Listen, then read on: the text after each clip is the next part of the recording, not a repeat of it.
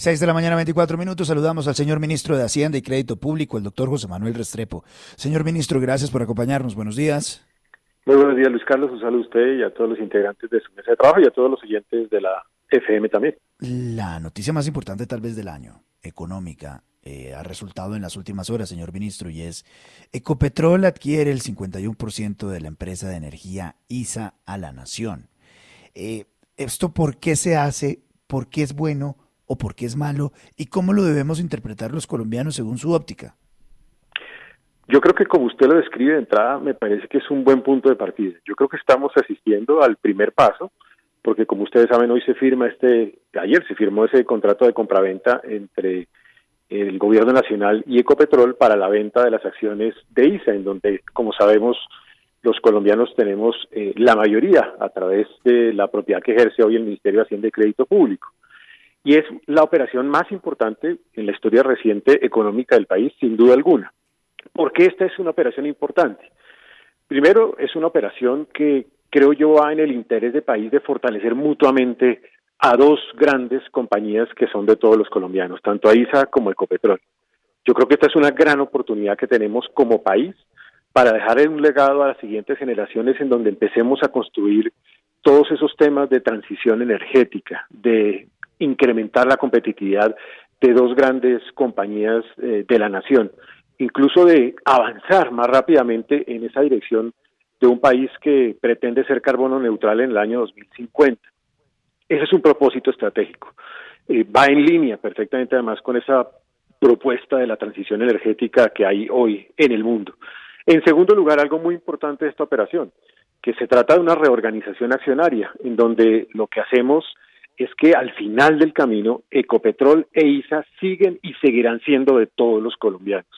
Lo que se está haciendo es un mecanismo a través del cual el gobierno nacional vende las acciones de ISA a Ecopetrol, pero seguirá ejerciendo el control tanto de Ecopetrol como indirectamente de ISA, y por lo tanto estas dos compañías seguirán siendo del país, seguirán siendo de todos los colombianos.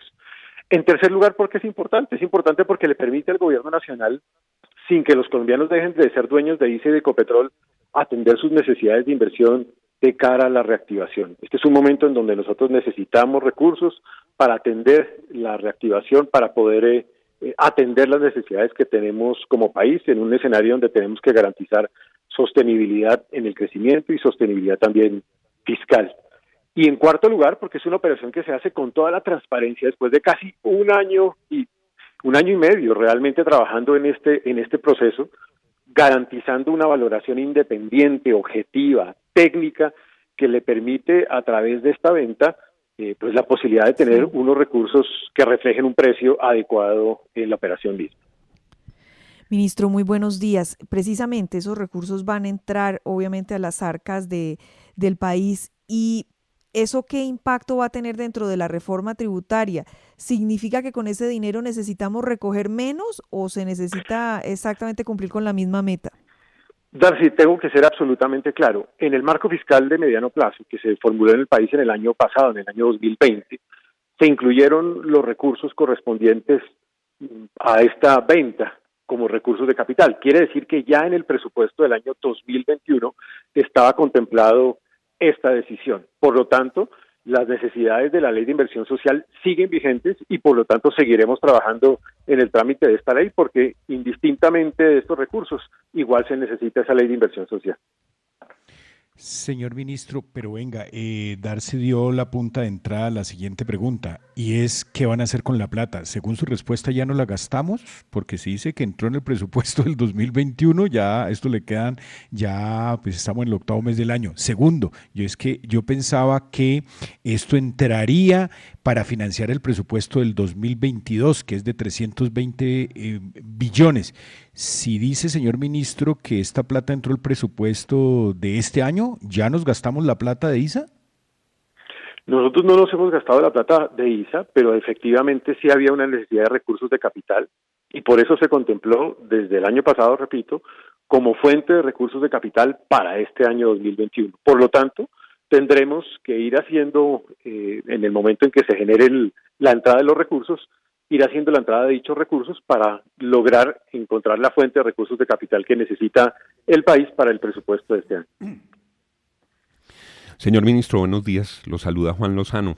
Yo le quiero preguntar por los pequeños accionistas de Ecopetrol, entre 250.000, 300, algo así, en ese número. ¿Qué decirles a ellos? ¿Cómo les va a esos 250.000 accionistas con esta movida? ¿Qué les va a pasar con su acción, con sus dividendos? Yo creo que esta es una gran oportunidad para Ecopetrol. Ecopetrol, a través de esta operación, puede convertirse, incluso fortalecerse en el hemisferio como una empresa de gran liderazgo en nuevos temas. Creo que es muy importante señalar que para Ecopetrol esto significa la posibilidad de fortalecer su negocio y, como lo decía yo, de fortalecer ese camino hacia la transición energética. Fíjese usted que esto lo que permite, por ejemplo, es que los ingresos de Ecopetrol sean mucho más resilientes a volatilidades de mercado, porque es que los ingresos de ISA son mucho más predecibles y estables. Luego diversifica su portafolio de ingresos, da un paso hacia la transición energética y hacia la sostenibilidad ambiental, avanza incluso en toda esta idea de tener una matriz más limpia, con énfasis en el tema del cambio climático, se nutre de altos estándares de gobierno corporativo que tiene hoy ISA, tiene un mayor impacto en distintas regiones, me refiero no solo a Colombia, sino me refiero a regiones en toda América Latina, por lo que hoy en día hace ISA.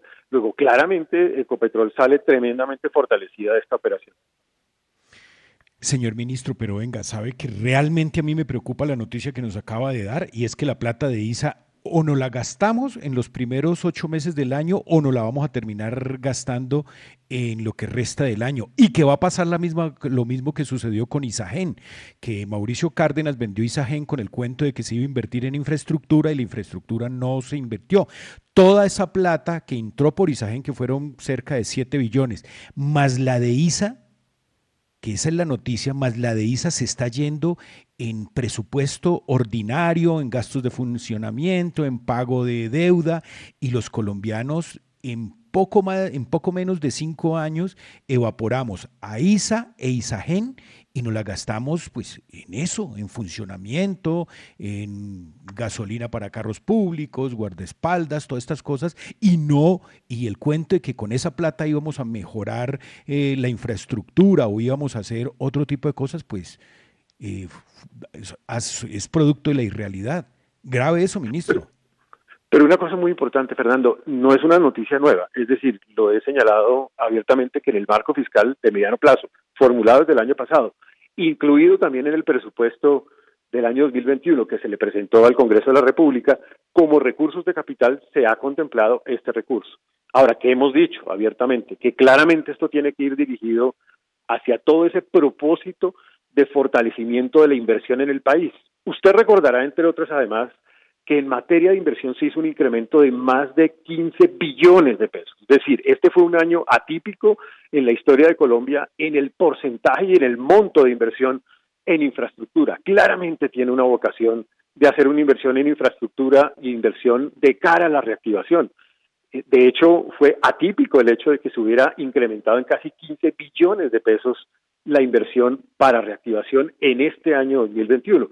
¿Por qué razón? Porque estamos enfrentando una situación difícil. ¿Por qué razón? Porque necesitamos unos recursos de cara a la reactivación y estos recursos pues entrarían con ese propósito. Luego es un propósito de crecimiento del país, de aumentar el crecimiento potencial. Y lo que tenemos es que hacer transparente la manera como se hace la inversión. En tal sentido, creo que se puede hacer algo similar a lo que se ha venido haciendo con el FOME, en donde a través de, por ejemplo, el libro blanco que publicamos en el día de ayer, hacemos referencia explícita a dónde van esos recursos.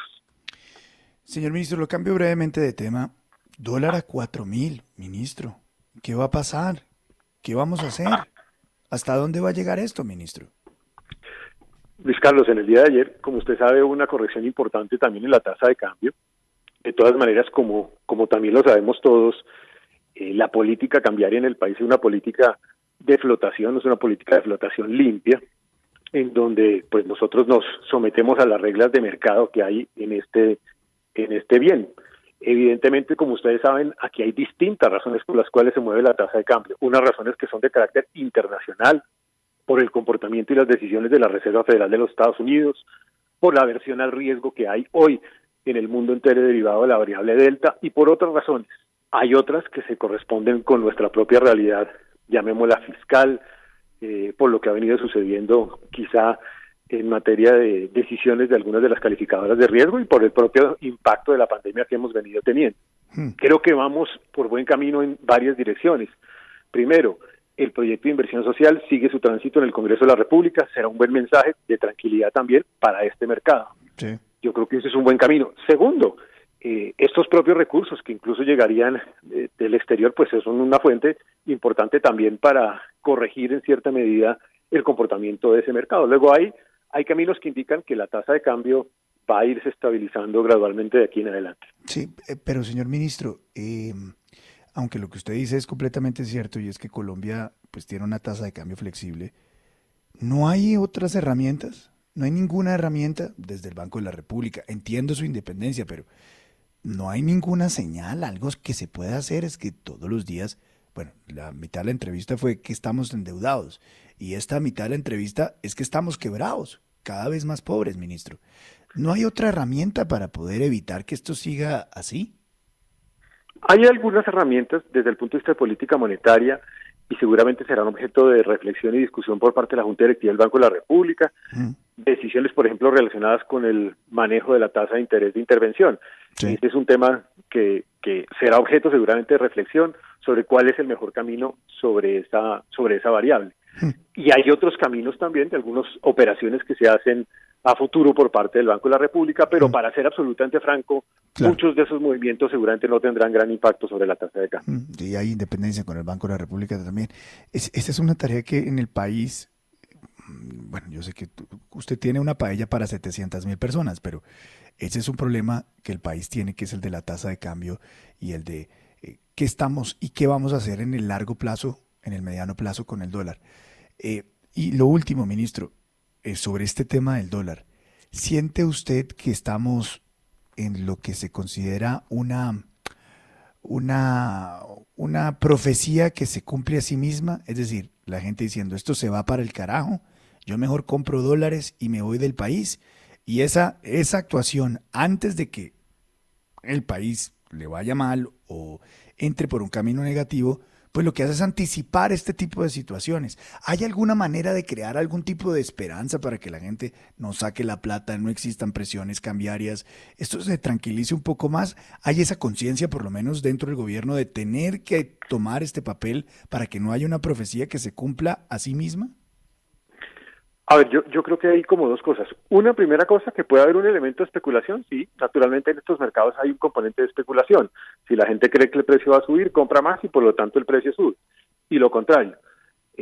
Respecto de otro punto que usted plantea en su pregunta, yo lo que creo es que este es un momento en donde nosotros tenemos toda la opción de tener, por ejemplo, un proceso de reactivación, de crecimiento económico que se ha venido demostrando, que está demostrado incluso en estos meses, que es significativo. Colombia va en una senda de recuperación de su economía. Claro, fue afectado por la pandemia nos dejó heridas, nos dejó cicatrices, de alguna manera nos dejó desesperanza, pero estamos mostrando que Colombia está saliendo adelante, que Colombia está creciendo incluso por encima de países de América Latina, de países OECD, lo que significa que Colombia tiene una expectativa interesante de aquí hacia adelante, y como lo dijeron los inversionistas internacionales cuando estuvimos con la vicepresidenta de Nueva York en Washington, Colombia sigue siendo un país atractivo a la inversión.